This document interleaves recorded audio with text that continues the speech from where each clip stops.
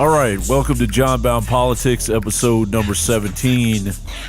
And today the spotlight is shining down on Roseanne Barr. It's the story that the country will not let up on. Why? Why? Well, because it gets under everyone's skin. Pun intended. Yeah. Roseanne said something that was untoward, and I'm not going to defend that. But she also got 12 million viewers per episode, and she put up a show that spotlighted the dialogue that goes on in most middle-class homes, or what's left of them. So wouldn't they being them, those people, the left, wouldn't they want the middle class on their side?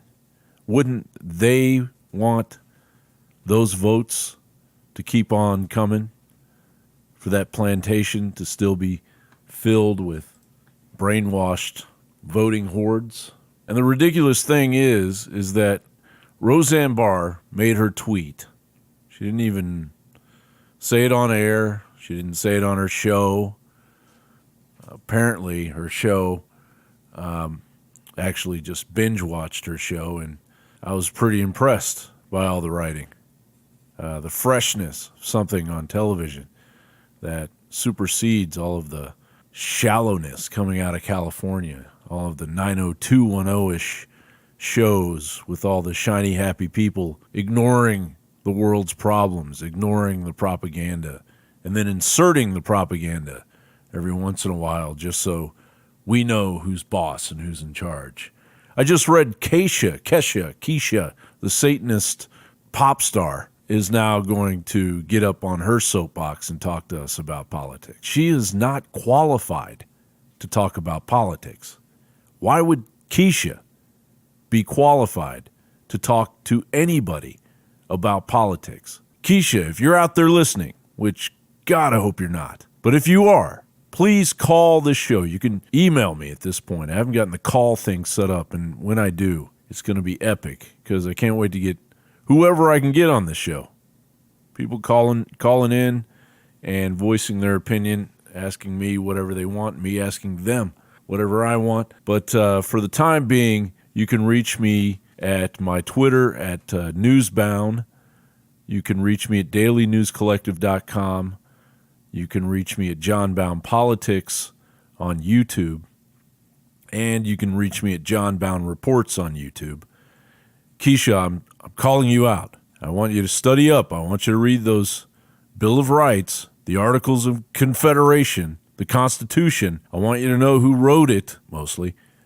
And I want you to know what the Magna Carta is. I want you to know all of the basic principles, the fundamentals that go along with you standing up and explaining to me what's going on in politics today.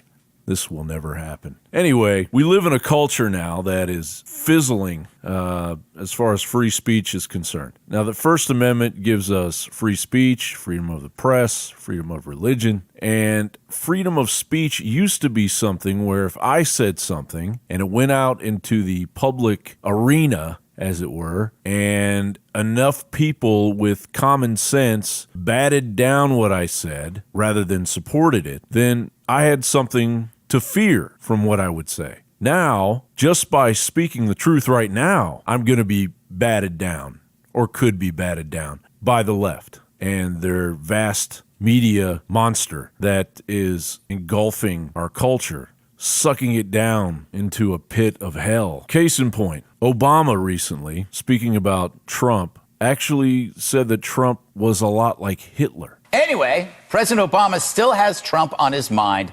Tuesday, he spoke to the Economic Club of Chicago, where Crain's columnist Greg Huns noted a startling comparison of Trump to Hitler.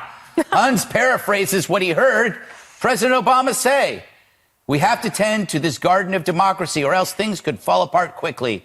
That's what happened in Germany in the 1930s, which despite the democracy of the Weimar Republic and centuries of high-level cultural and scientific achievements, Adolf Hitler rose to dominate, 60 million people died. So you got to pay attention and vote. We live in a society now where the left can say whatever they want and they'll be supported, like Samantha Bee, who recently said this. Let me just say, one mother to another, do something about your dad's immigration practices, you feckless.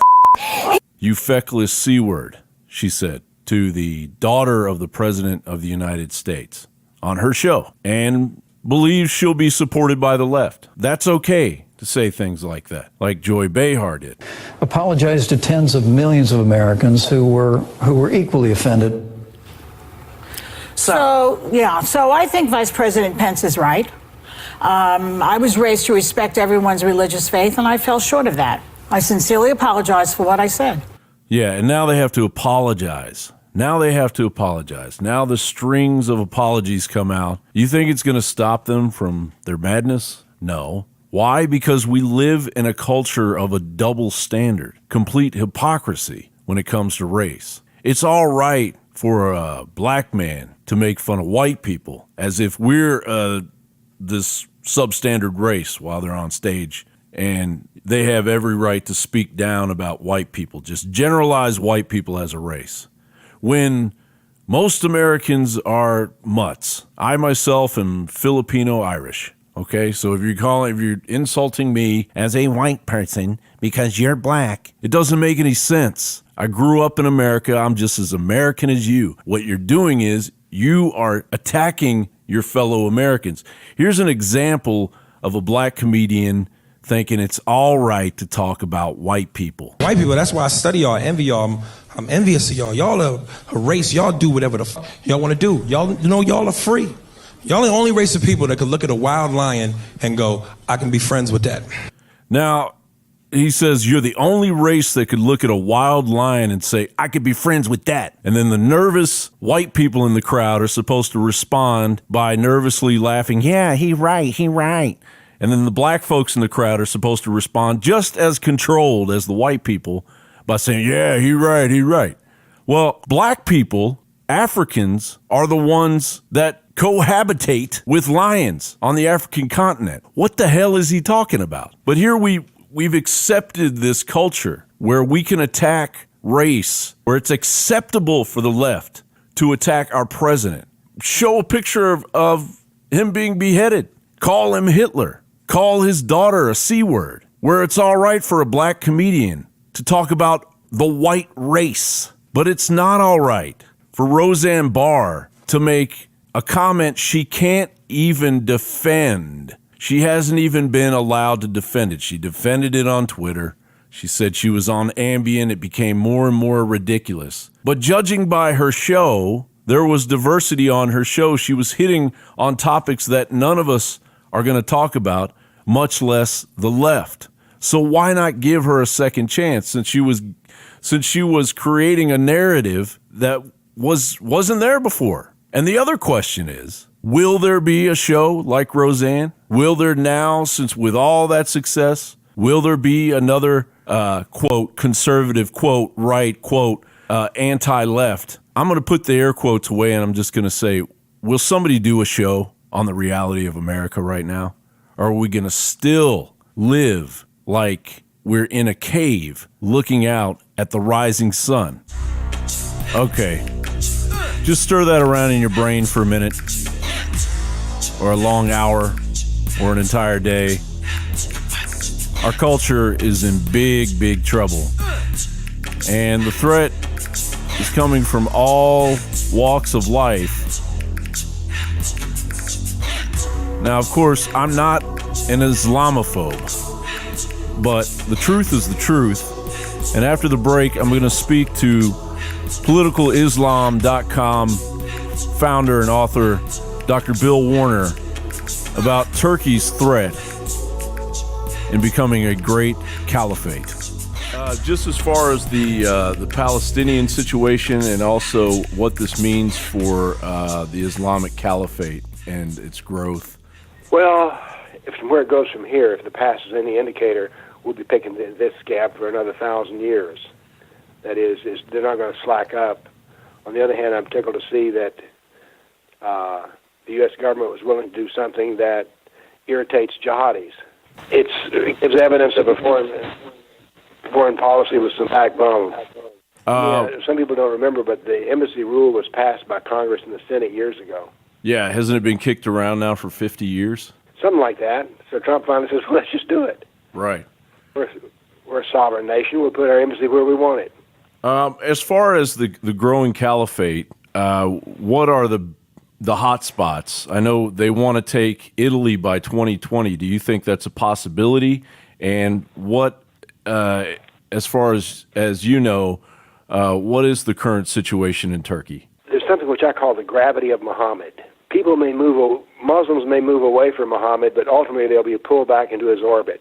Historically, Ataturk tried to suppress what we would call Islam by various and sundry methods, one of which is to put in the army as a counterbalance to the imams. Well, Ataturk is now formally dead. Erdogan is really finished off Ataturk, and he wants to bring forth Turkey as basically not a Western nation, but as an Islamic nation. So that's the big picture. And the thing that I admire about Islam is they have infinite patience. You talk about will it be done by 2020? It doesn't matter whether it's done by 2020 or 2120. Once they put something in mind, they don't stop. One of the mistakes you make in dealing with Islam and its demands is to think, well, if we give them this, they'll be happy and satisfied. I mean, Muhammad was never satisfied until all submitted to Islam. Immigration is the top issue facing Europe. What have you noticed lately regarding that? Any new thoughts on Europe and its decline? Well, you've used the right word, decline, because Europe no longer has the backbone to be a sovereign state. A sovereign nation controls its borders and its currency. Well, they may still control currency for a while, but they don't control their borders. Nor do they seem to be bothered by this. You have to understand that the left wants this to happen, and the left is very powerful in both Italy and France. I wonder if you've ever read The Naked Communist. I have not. Sounds like a good title. Yeah. It's a book by Cleon Skousen, and he basically goes through the 45 secret tenets of the Communist Party and what they need to do in order to achieve a communist takeover of the United States. Just about every one of those goals have been reached. Do you see a marriage between communist ideology and Islam? Not a permanent marriage, but a temporary marriage. You have to understand that both the communists and the Muslims are idealist utopians. So the beauty is in the idea. Implemented may not work out so well, but as one communist I was talking to said, I said, so many people died under communism in the 20th century, and she said, oh, that wasn't real communism. Real communism has never been tried. So aside from that, they're utopian. So the utopian left wants to bring down Europe as a culture, and Islam wants to bring it down as a culture, so they look at each other and say, well, we're on the same page here. What the left does not realize is that when they're no longer useful, they will be disposed of. 5 days, the Tudor party, the left party, and the Communist Party in Iran was responsible for Khomeini coming into Iran. It took him 5 days to issue death warrants to all Tudor party leaders. They were now disposable and useless, so therefore they were taken care of. The same thing will happen here. What is your take on the dissolution or the reemergence of a possible reemergence of a new nuke deal with Iran? I only wish the people who are negotiating deals with Muslims understood their doctrine on agreements. No agreement signed by any Muslim is good for any longer than a period than 10 years. So all treaties are temporary. Islamic doctrine says that a kafir you enter into a contract of peace with a kafir if and only if you don't have power enough right now to get the job done. Use the period of the peace treaty in order to strengthen yourself. So that's the doctrine that lies behind all treaties and contracts. But I don't think anybody in the State Department even knows this knowledge exists. So therefore they come up with concepts like a permanent treaty. Well, if it's dealing with Islam, their secret rule is 10 years is as long as we give anybody a treaty for. Thanks a bunch. Thank you. You can always find us at dailynewscollective.com, at blablahshow.com, on YouTube at JonBownePolitix, on gab.ai at JonBownePolitix, and Twitter at NewsBound.